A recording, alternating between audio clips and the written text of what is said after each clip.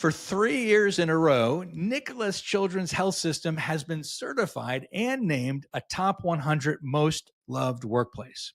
Today, we're going inside the story behind that recognition and the leadership making it happen. Matthew Love, president and CEO, leads one of the most respected pediatric hospital networks in the country. As they scale from 1 to 4 hospitals, he's proving that culture doesn't have to get lost in growth. It can drive it. With initiatives like employee led innovation, real time feedback systems, and a leadership model called Focus on Us, Matthew is showing what it means to lead with heart and deliver results. This isn't just about being recognized, it's about why they earned it and how that foundation is setting them up for what's next. And you'll learn all about it and more coming up right now.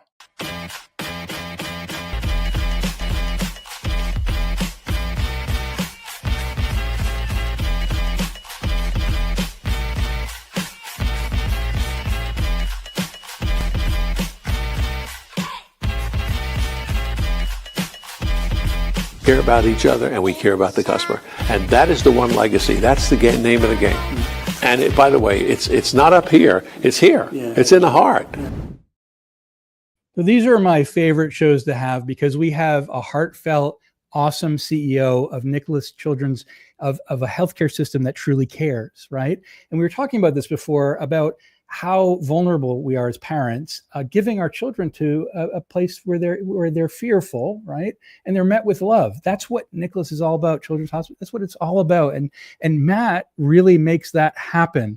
And he does this because he loves his job. Isn't that the best place to work, when your CEO loves his job? So we're going to learn all about how they became a most loved workplace today, why you'd be crazy not to work with them because they're amazing, or send your children to them because they're awesome and they meet people with love and care in these times of fear. Mac, wonderful to have you on today. Welcome to the Leader Show. Oh, thanks. Thanks for having me. It is absolutely wonderful to be here. Let's talk about this. We want to understand better your leadership mantra to frame this show, right? This focus on us, right? What does it mean to you as a CEO? And also it's embedded in monthly dashboards, campaigns, and conversations across 5 counties. Wow. So tell me more about this. How did it begin? This is a journey, right? Building a great organization, leading a great organization, it doesn't happen overnight. And so when you think about, a lot of organizations, particularly pediatric healthcare systems, it is about the people, right? It is about the heart. We have some very smart people, right? They're brilliant, but you got to have something in here in your chest too, right? Called a heart, and you got to be able to show it and live it and breathe it. And so, 4 or 5 years ago, we started this journey around Focus on Us. And it's exactly what it means. It means, we need to make sure we're taking care of our folks, our caregivers, our nurses, our doctors, our support staff, and that encompasses so many different things, whether it be listening to them, leading with them, hearing, what their concerns are, working towards benefits and all of those things that go with, the mantra of, focus on us. It's, and you talk about this is having a singular culture, people who all believe in doing the same thing. Your values are aligned, you collaborate, and it's more than just being smart. It's about how you collaborate, right? It's about how you meet patients, about how you frame what the us is, what the us really is. And and I want to talk about that. When you're expanding from 1 to 4 hospitals, it's a big deal. How do you do this? How do you grow fast without losing that culture that you're building? One of the things that we always come back to, Lou, is really the mission and the vision, right? And when you love what you do, that's actually easy. Growing culture at scale, and an organization that doesn't love what it does and doesn't really know what its true mission is. And when I walk through the hospital, whether it's the doctors or the nurses or the support staff or the folks in the, in the kitchen area, when I ask them, well, what do we do? And they're like, it's really simple, Matt. We focus on kids. And so when you think about taking that from 1 place to 4 places to 2, to 6 places, whatever the number is, it is about finding the right people that believe in that mission, because, I can't do it from the top, right? It's really got to be bottom up. And hiring those people that really believe, in taking care of kids, that is the first step into our organization.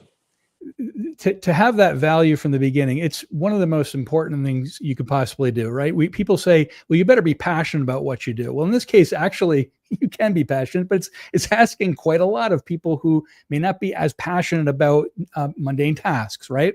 This, however, is different. And you're finding people who truly value kids, children. And right, there's nothing more important than children, right? To have that value for children is what brings it all together, isn't it? That's really the us, isn't it? Your us is more than just employees. It's all. Yeah, I get asked, hey Matt, will you define focus on us for us? Who's the us, right? We got the focus part. And it is really the bigger us, whether it be, the folks in a department that are working day to day, the organization, and then you include the patients and the families, and then you get even larger, right? Around the community, right? How do we do it as a community piece? And, all of us, at some point we're a kid, right? We're a child. Many folks have their own kids or nieces and nephews or grandkids, whatever it is.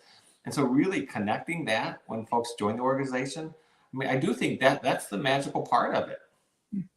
And that's it. That's really, culture is the anchor, right? During these kinds of operational changes, that's the anchor. It's what we go back to, right? It's our touchstone. It's our touch point. And because you're growing, you should be growing because you have an awesome culture, an awesome, so much to bring to the world. And, that's really the anchor is culture, isn't it? Culture is the anchor. It is. I mean, growth, just for the sake of growth, that'll kill an organization. You got to bring it back to culture. It's how do you replicate, how do you grow that culture over time? Because, as leaders, right, we can't be there every single place, every single minute of the organization. But the staff are, right? The nurses, the doctors are there. So that culture, as you grow at scale and as fast as we're growing, that culture has to be integrated and part of that whole strategy.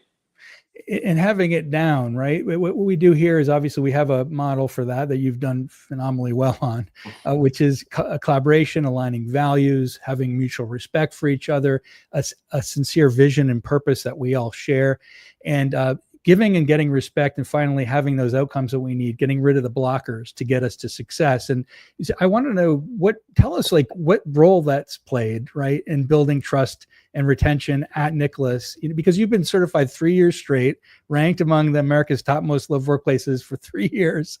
And so tell me more about, it's not just symbolic, it's strategic. Tell me more about that.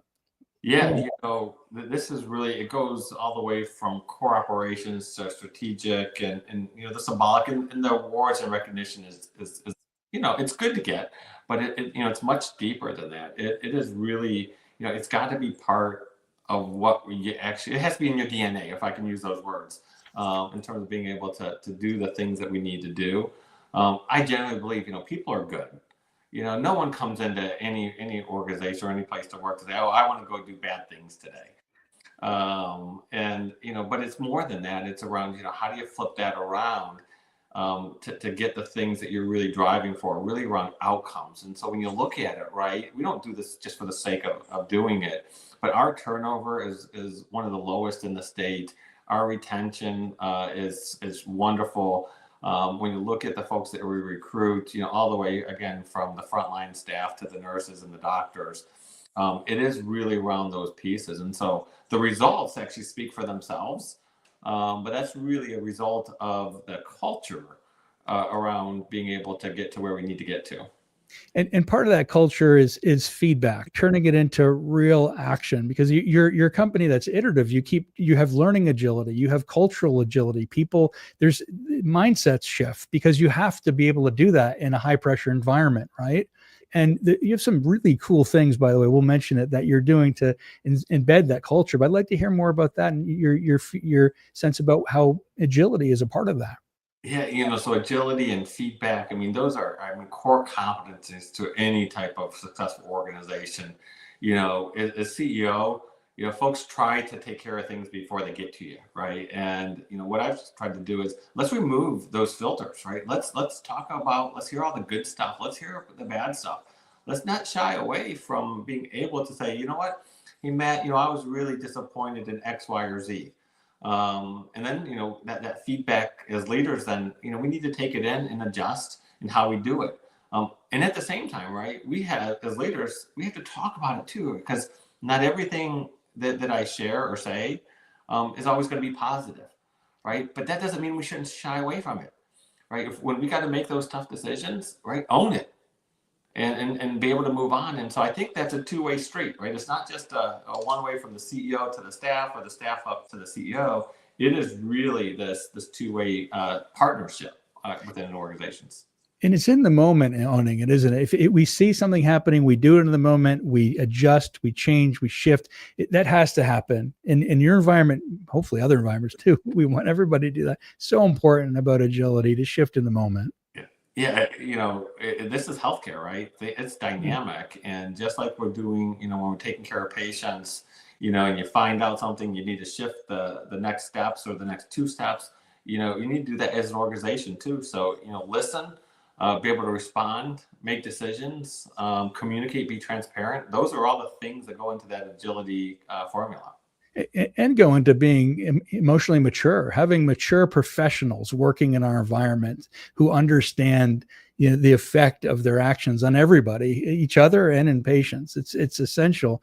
It's just essential. I want to go into two of these really cool things. Ask Nick. I want to talk about Ask Nick and Game Changers. These because people want to know, but right, you're going to apply, right, to become an employee. Wow, I'm going to be able to ask Nick, an internal AI tool, or do Game Changers, so I can have I can actually innovate. So let's start with Ask Nick. What is it? How is it? How does that integrate into your culture? Tell me more. So, Ask Nick is really, it's kind of our first foray into, AI in terms of the day-to-day stuff that we do, right? AI, it can't replace people, right? It's got to be seen as the tool to help folks. Those folks that are afraid of AI, right? The next generation, we're going to hire people who actually use AI. So Ask Nick is something that was born recently over the last year or so around how do we use a tool internally so that way we satisfy all of the data requirements, the HIPAA, the companies, all the stuff that you do, because sometimes when you go outside that there's an exposure there. And so Ask Nick really is internal. So it goes all the way from our frontline staff that can ask it questions as simple as, so I'm an employee now for I've been here 3 years. How much vacation time or paid time off do I get? And it'll go out to our policies and procedures and go grab that and give you an answer. It's also applying to the data side, right? And so when you look at, the vast amounts of data that we have, reducing the amount of time that really needs to narrow down in on those things that are important. So you can start talking about asking it, tell me what the market share is in our secondary market over the last 30 years. And then it goes out and does its thing and comes back and tries to make life easier for that analytics. So many times, right, we spend time and people think the output is the report, right? That's not what we're driving for, right? It's what do you do with it? And so having AI to do some of those things that are routine and can be done, then shifts the action back to us to be able to now go do something about it. That's when the magic happens. Knowledge for knowledge's sake doesn't bring us to anywhere, does it? What matters is knowledge, applied action. And tell me more.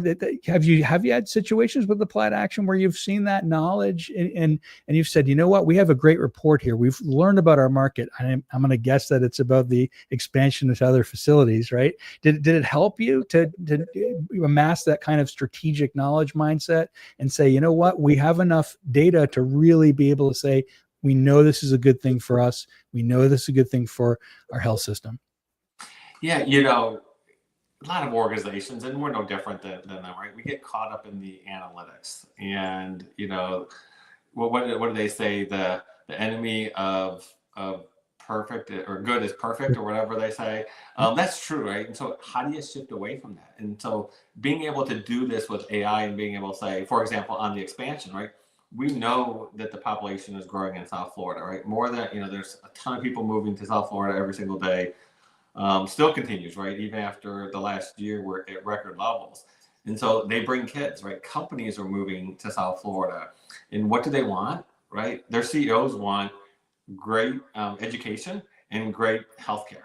Yeah. And so we know that. So when we start looking at the data and say, well, how do we grow into Broward County? How do we grow into Palm Beach? How do we grow into Collier County? All of that came together. We said, you know what? We've done enough analysis. Now it's time to shift from what is analytics and data to now what is the action, and then what's the implement operational piece to that. And so that's right where we're at right now. So we've used all this data to determine what we're going to do, and now we're off to the races. And it will prove that there is a chasm between data and real life humanity, right? It's like, okay, we know it. We have enough data. Let's see what happens on a human side, because there's so much more we can learn from actually implementing, getting into the communities, talking to the local politicians, right? Talking to the community, having those discussions. It's things that large language models and bots can't pick up, period. They're not able to pick up what it takes for Matt to go in and have good relationships, which is clear. It shows that you're awesome at doing that. And Matthew, I want to ask one more thing, because I want to go in thinking about the employee or candidate looking at you right now. And I would want to know too about the fact that if I come in to Nicklaus, I can actually be a game changer, and I can do employee-led innovation. So tell me more about this, because it sounds like you really do give employees a great chance to make Nicklaus even better. Yeah, so these game changer programs or game changer things that we do, it really is from the bottom up, right? These are because the folks who are working every single day, right? They know where the barriers are. They know when they're doing 5 steps and should be able to do it into 2 or 1. They know when someone's not listening or being able to provide that piece back. So we actually have this internal program that really identifies those areas. And they're 100 or 120-day workouts. So it's focused, right? Because we know we've been doing this a long time. I've been doing this a long time. If you have something that lasts 2 years, right, people get tired of it after 4 or 5 months. It's just that next thing. And so the ability to really do it from the ground up and keep it energized and keep it focused, and then do it like we talked about earlier, right? Get the data, implement, operationalize it, and then do it again and again and again. And so that repetitive piece, but it really is in the DNA of our organization, and it's from the ground up. This is not a senior-led push on things, right? This is really folks who do the work. They know it best. Let's listen and take what they say. You get so much great data from the front lines. So much great data. They're in front of people. They're seeing the input. They're seeing the throughput. They're literally things as small as, hey, the carpet needs to be changed. The people don't know that, right? It literally, for maintenance, it didn't get to the head of maintenance. Why? Well, they didn't ask them, right? And there's things. Am I supposed to ask them? Yeah, you can. We are here to help. Right. Exactly. We're here to help. That's our jobs, right? So I don't think people know that enough. And I know Game Changers does that. It helps people to know that they too have a voice in all levels. Yeah, voices are important. Absolutely. And well, this is just wonderful. And that's part of the focus on us. Voices are important. Focus on us is what it's about, on everyone. And this is a great thing. And it shows that, that employee voice is not performative. It's the engine. It's the engine, right? So it's really just phenomenal what you're doing. Regular pulse check-ins. The last thing I want to do is just direct straight up to people today here, to people who are thinking, maybe I should work at Nicklaus, right? Maybe I should partner. I should work, and to your employees too. What do you want to tell them? Like, why should they come to you? Why should they really want to work with you, right? At Nicklaus in all different areas. Give me a chance to say it to them. What's up? Yeah. No, I think that's a great question. This is, what I would bring it back to, if you want to figure out how to help pediatric healthcare, how to help the community, help the kids, right? You got to look for like-minded organizations. It goes back to earlier where we talked about culture, right? Similar cultures coming together works. So if you're 2 very different cultures, it won't work. It'll fall apart. And so to me, it's, our vision is really simple. We take care of kids. We live and breathe in the communities where we provide care. We're more than just the 4 walls of the hospital, right? There's so many different other things that we can do to make impact. And it's really that focus on the community. And so folks are interested in that, right? Email me, call me, let's connect around those pieces. Because I do believe, it takes a village to move this, right? This is not going to be done by one organization or one individual. And so how do anybody that wants to figure out how to do something, big and transformational and move pediatric healthcare, move the health of children, I'm all for it. Let's go. I love it. I love it. And I've heard it's true. It does take a village. It takes a village to care for our children. It takes, right. And people who truly care about it, like you said to me in the beginning, I'll never forget, you said, I love this. I love my job. That says so much. We have a CEO who loves his job and he wants you to work with him. If you love healthcare and you love children and you love that kind of thriving environment, how wonderful is this? And he focuses on the community, employees, and the culture will scale. And he's building this awesome new facilities that in tying culture in as that anchor for change. And he has great things like Ask Nick to determine what you're doing awesome in your company, and Game Changers, giving you the chance to create that innovation because he listens to you at all levels. And I'm just very proud to have Nick and Nicklaus as one of our most loved workplaces. They've worked so hard to do this and they've earned it, this recognition, and they truly are living the change they're seeking in the world to help your family, help your children to not be in fear when they go in, but to be met with love. Nick, thank you so very much. It's Ask Nick. I'm going to call you Ask Nick. I'm going to ask Nick. I've asked Nick throughout the past 30 minutes. Matt, thank you. It's wonderful to have you on. Thank you. It's great to be here.